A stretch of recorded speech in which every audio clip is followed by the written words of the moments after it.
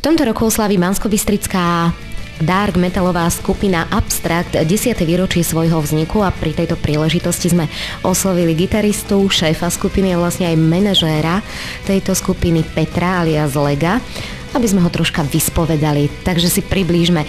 Skupina Abstract. Aká je to skupina, aký štýl hudby hrá? Takže zdravím všetkých televíznych divákov AZTV a samozrejme hudobná skupina Abstract, ktorá vznikla v roku 1995. Je to inštrumentálna kapela, dark metalová, kde sa venujeme výhradne iba inštrumentálnej hudbe a tvoríme inštrumentálne piesne. Kapela pozostáva z 5 členov, ako zostava. Na začiatku to tak samozrejme ešte nebolo, zostava sa musela vykryštalizovať. Založil som vlastne skupinu ja spolu so solovým gitaristom Palom a plus s bubeníkom, ktorý už momentálne teraz s nami nehráva. Venuje sa iným činnostiam, takže... To znamená, že v súčasnosti má Abstract 5 členov a teda na akých nástrojoch hrajú jednotliví členovia? Takže nástroje a hudobné obsadenie je vlastne na dve gitary. Ja gitara plus solový gitarista Paolo gitara, Miloš hrá na klávesi. Bas gitaru obsluhuje Julo, ktoré určite poznajú aj Bystrici, možno aj vo Zvolenie. No a na bicie hrá Palov brat Peter, takže mám také bratské duo tam. Povedali sme, že je to inštrumentálna hudba, to znamená, že sa tam nespieva. Približme si ešte, je to dark metal, to znamená, je to ten tvrdší metal, alebo je to také aj príjemne počúvateľné? Niektoré skladby, ktoré robíme, sú také, ja to volám takého jemnejšieho razenia alebo mäkšieho, samozrejme, ale niektoré sú tvrdšie. Čiže vlastne, keď sme začínali hrať, už bolo jasné, že nechceme spievať, že sa chceme trošku odlíšiť od tých kapiel, ktoré spievajú, nechceme vôbec používať texty a všetko vyjadriť muzikou. Tak sme sa rozhodli, že to budeme takto riešiť, no a aby to nebolo až také jemné, a keďže sme vyrastali na tých tvrdších rockových kapelách, ako všetci možno tu rockoví fanúškovia, tak sme sa rozhodli aj pritvrdiť tie inštrumentálne piesne a preto sú aj niektoré skladby také tvrdé.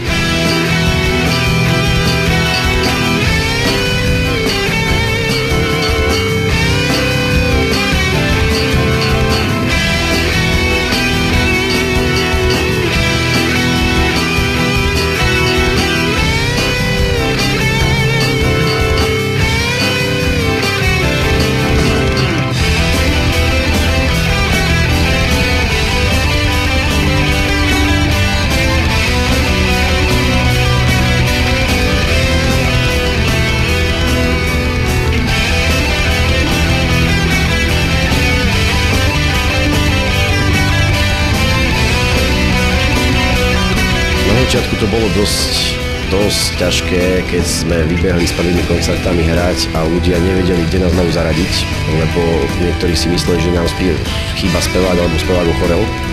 A nebola to pravda, lebo už sme potom vysvetlili, že nespievame a že pôjdeme takto ďalej. Za tých 10 rokov sme si už určite niečo vybudovali a ľudia nás už poznajú ako kapelu inštrumentálnu, tak či v Čechách, v Poľsku alebo tu na Slovensku, vlastne kde sme odohrali väčšinu koncertov.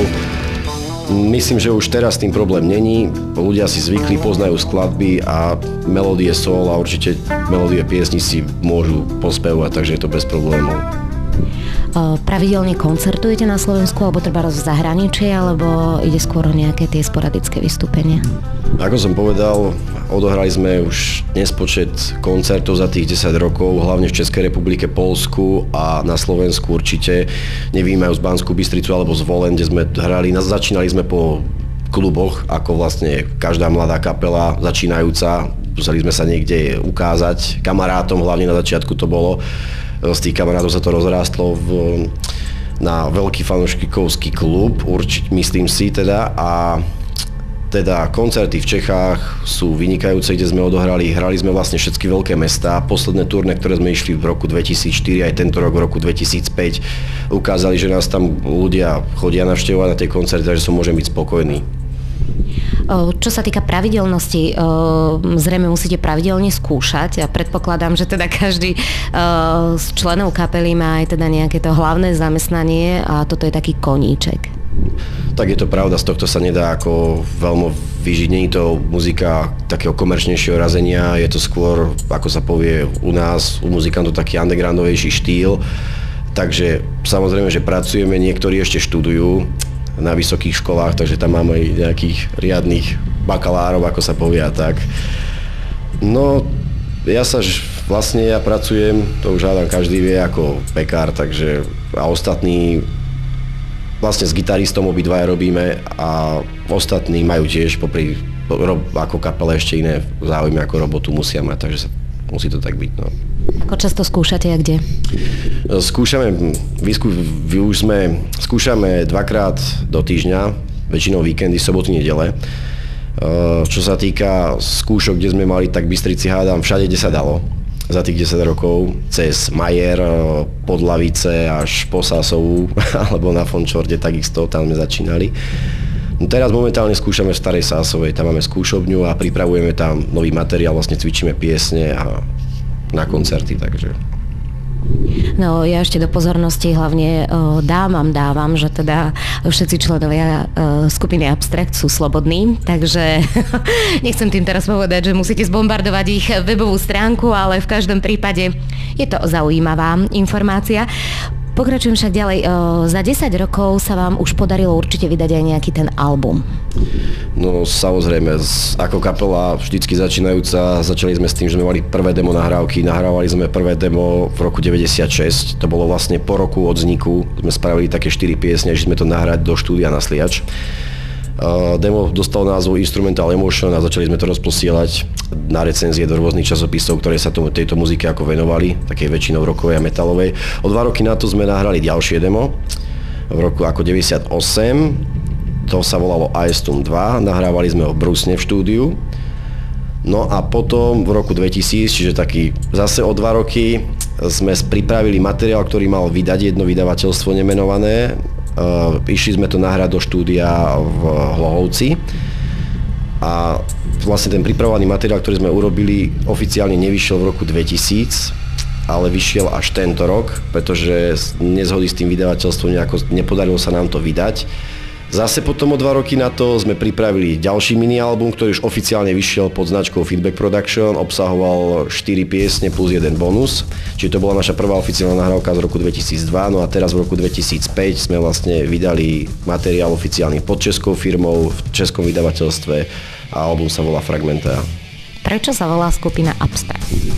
No nechceli sme dávať nejaký názov, ktorý by bol nejaký agresívny alebo nejaký, neviem ako to mám povedať, že nejaký brutálny. Na tú muziku, ktorú hráme, sme si určite vybrali Abstrakt preto, lebo myslím, že sa k tomu aj hodí trošku, že to je bez spevu, človek si tam môže predstaviť svoje vlastné emócie, môže si, keď si to doma pustí tú nahrávku, dať si svoje predstavy, neovplyvňujú v tom texty, že musí tam len to počuť, čo tam je a preto Abstrakt asi. Už si avizoval, že sa párkrát zmenilo osadenstvo kapely, kto sa však podieľa na tvorbe hudobnej produkcie vašej kapely? Momentálne, čo pripravujeme aj nový materiál, ktorý by sme chceli vydať na budúci rok, samozrejme, podielame sa teraz všetci. Na začiatku sme sa podielali väčšinou ja, alebo so svojím gitaristom, plus to potom doplňal bubeník, ale nápady sa vymýšľali, že sa urobili gitary najprv a všetky tie hlavné nápady. Teraz sa podielame všetci, každý donesie nejaké nápady a sklobí sa to, ale väčšinou to musím schváliť ja, ako sa povie, takže hlavnú časť materiálu tvorím ja.